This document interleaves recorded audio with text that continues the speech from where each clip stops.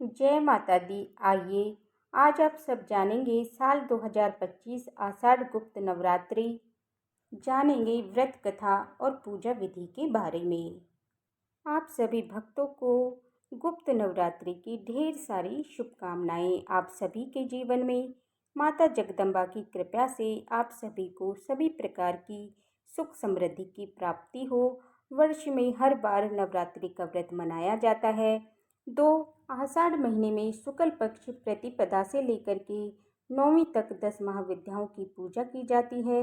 जो भी भक्त सच्ची श्रद्धा के साथ गुप्त नवरात्रि के दौरान में 10 महाविद्याओं की पूजा करते हैं, उनके मन के सभी प्रकार के मनोरथ की सिद्धि होती है। गुप्त नवरात्रि का जो कि तंत्र मंत्र जो कि सिद्धि साधना के लिए विशेष महत्व माना गया है, इस समय तंत्र मंत्र की सिद्धि साधना के लिए बहुत महत्व माना गया है।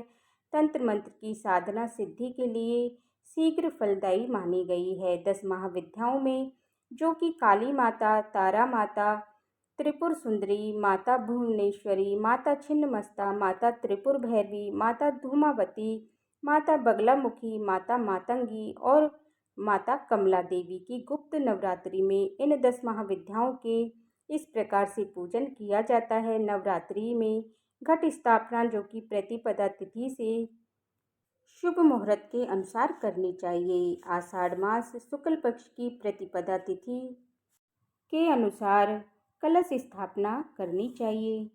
गुप्त नवरात्रि के दौरान 10 महाविद्याओं की पूरे विधि विधान के साथ गंध पुष्प धूप दीप आदि से पूजन करना चाहिए। विभिन्न प्रकार के नैवेद्य आदि का भोग लगाना चाहिए। इस दौरान श्री दुर्गा सप्तशती का पाठ या श्रवण करना चाहिए। दुर्गा चालीसा तथा 10 महाविद्याओं की कथा का श्रवण करना चाहिए। देवी महात्म्य आदि का श्रवण करना चाहिए। इससे अनंत फलों की प्राप्ति होती है।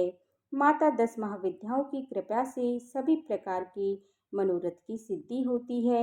इस समय की गई साधना जन्म कुंडली के समस्त दोषों को दूर करने वाली है तथा चारों पुरुषार्थ धर्म अर्थ काम और मोक्ष को देने वाली होती है। इसका महत्व पूर्व समय मध्य रात्रि से सूर्य उदय तक अधिक प्रभावशाली बताया गया है। गुप्त नवरात्रि के पहले दिन ध्रुव योग का सहयोग भी बन रहा है।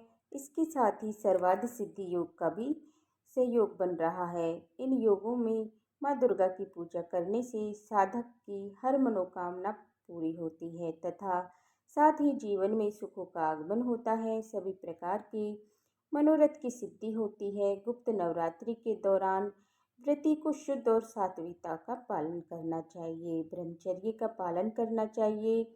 इससे 10 महाविद्याओं अपने भक्तों के सभी प्रकार के कलेश और दुख को दूर कर देती है तथा सुख समृद्धि का आशीर्वाद प्रदान करती हैं। आइए अब सुनते हैं गुप्त नवरात्रि के पहले दिन महाविद्या माँ काली की कथा। पौराणिक कथा के अनुसार रक्त बीज नाम का एक राक्षस था। उसे ब्रह्मा जी से वरदान प्राप्त था कि उसे स्त्री के अलावा और कोई भी मार नहीं सकता था। उसे ये भी वरदान प्राप्त था कि उसके खून की एक बूंद अगर जमीन पर गिर जाए तो एक और रक्त बीज राक्षस उसी की तरह पैदा हो जाएगा। इस प्रकार रक्त बीज राक्षस ने देवताओं और ब्रह्मांडों पर अत्याचार करके तीनों लोकों में हाहाकार मचा रखा था।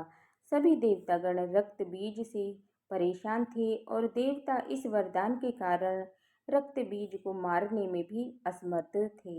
युद्ध के मैदान में जब देवता उसे मारने लगे तो उसके खून की जो हर बूंद जमीन पर गिरती, उससे एक नया और अधिक शक्तिशाली राक्षस रक्त बीज पैदा हो जाता।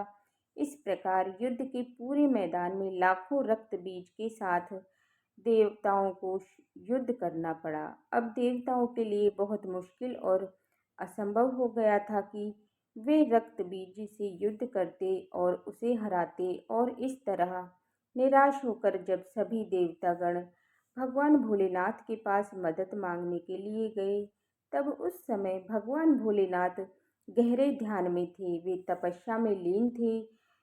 तब देवताओं ने मदद के लिए उनकी पत्नी पार्वती से प्रार्थना की और तब माँ पार्वती देवताओं की मदद करने के लिए तैयार हो गई। उन्होंने काली का रूप धारण कर लिया। माँ काली के इस रूप को देखकर स्वयं देवता भी डरने लगे।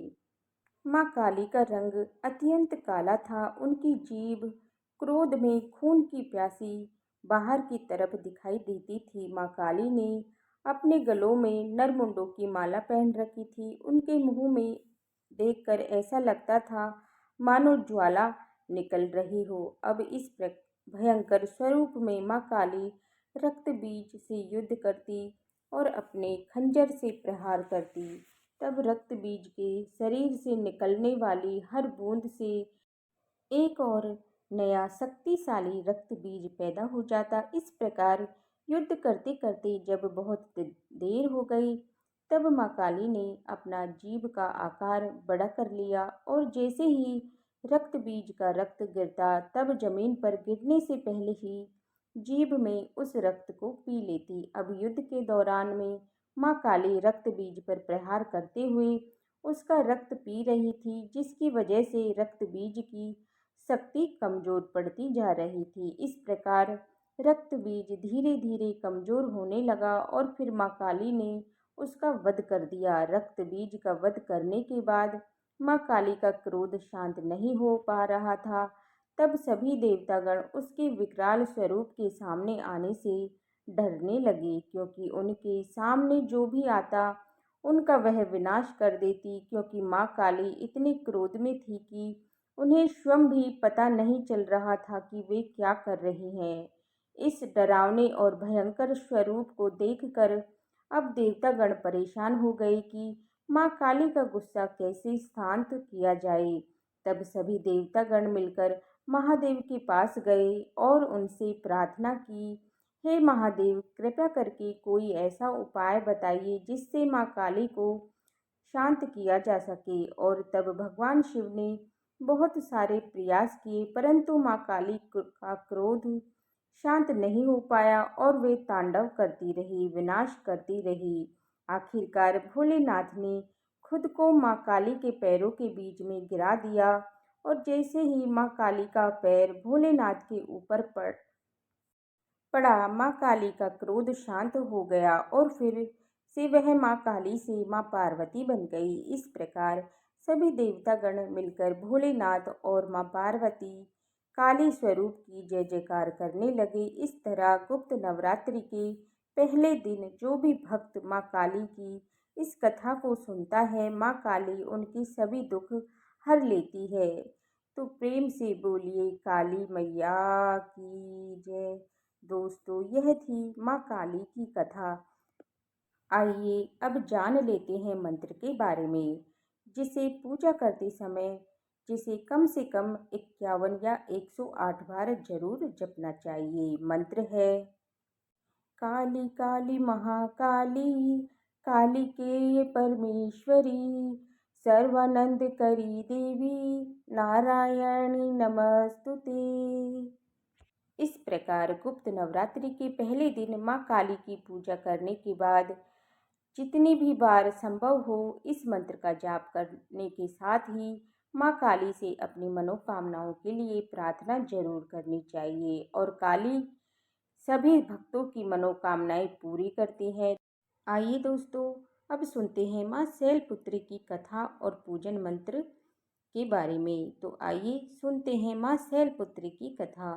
पौराणिक कथा के अनुसार एक बार प्रजापति दक्ष ने बहुत ही महान यज्ञ का आयोजन करवाया। उसमें उन्होंने सभी देवी देवताओं को अपना अपना यज्ञ भाग प्राप्त करने के लिए निमंत्रण भी दिया, परंतु उन्होंने भोलेनाथ को जानबूझकर इस यज्ञ में आमंत्रित नहीं किया। और जब नारद जी कैलाश पर्वत पर पहुंचे, तब उन्होंने माँ पार्वती को यह बात बताई कि उनके पिता अत्यंत विशाल यज्ञ का आयोजन कर रहे हैं। और यह सुनकर तभी पार्वती का वहां जाने के लिए मन बेचैन हो गया। उन्होंने भोलेनाथ से अपने मन की व्यथा बताई।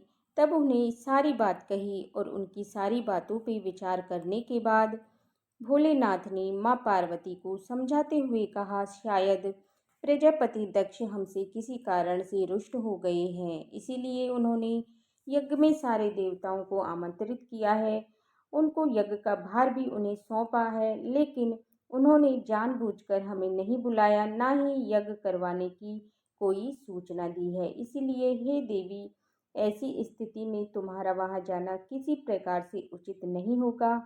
भोलेनाथ की बात सुनकर माँ पार्वती का मन शांत नहीं हुआ और वे जिद करके पिता के घर जाने की आज्ञा मांगने लगी। माँ पार्वती की जिद के आगे आखिरकार भोलेनाथ को झुकना ही पड़ा और उन्होंने उन्हें घर जाने की अनुमति दे दी। इस प्रकार जब प्रजापति दक्ष के घर पहुंची, उन्हें एहसास हुआ कि उनसे कोई भी प्रेम पूर्वक आदर पूर्वक बात नहीं कर रहा है, केवल उनकी माँ ही उनके साथ प्रेम पूर्वक व्यवहार कर रही है। इतना ही नहीं, स्वयं प्रजापति दक्ष भी भोलेनाथ के प्रति अपशब्द कह रहे थे। माँ पार्वती बहुत आहत हुई और उन्होंने यज्ञ की उस अग्नि में ही कूदकर प्राण त्याग दिए। इस प्रकार वे माँ सती का नाम से विख्यात हुई। अपने अगले जन्म में पर्वतराज हिमालय की पुत्री के रूप में जन्म लेकर वे माँ शैलपुत्री के नाम से जानने जाने लगी। इनका वाहन वृषभ यानी कि बैल है, इसलिए उनको वृषभ अरोड़ा भी कहा जाता है। माँ शैलपुत्री की उत्पत्ति शैल से हुई है और शैल का अर्थ होता है पत्थर, और पत्थर को दृढ़ता का प्रतीक माना जाता है। महिलाओं को माँ शैलपुत्री की पूजा जरूर करनी चाहिए। इनके एक हाथ में त्रिशूल और दूसरे हाथ में कमल का फूल है। त्रिशूल जहाँ अपने भक्तों को हर तरह के मोह से मुक्त करता है, उन्हें अभय दान देता है, वहीं उनकी रक्षा भी करता है और इसी प्रकार पापियों का भी विनाश होता है। माँ के दूसरे हाथ में सुशोभित कमल का फूल ज्ञान और शांति का प्रतीक माना जाता है। आइए दोस्तों, अब जानते हैं माँ शैलपुत्री के पूजन और मंत्र के बारे में। माँ शैलपुत्री का पूजन मंत्र है, या देवी सर्वभूतेषु शैलपुत्री रूपेण संस्थिता, नमस्तस्यै नमस्तस्यै नमस्तस्यै नमो नमः। इस प्रकार नवरात्रि के पहले दिन माँ भवानी की माँ शैलपुत्री रूप की पूजा करने से कहा जाता है कि उनका आशीर्वाद भक्तों पर सदा बना रहता है, भक्तों की सारी मनोकामनाएं पूर्ण होती हैं। दोस्तों, यह थी आज की वीडियो। उम्मीद करती हूँ ये वीडियो आपको पसंद आई होगी।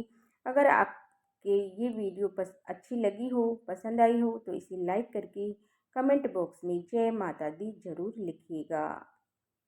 माता रानी आप सभी भक्तों पर कृपा बनाए रखे। जय माता दी।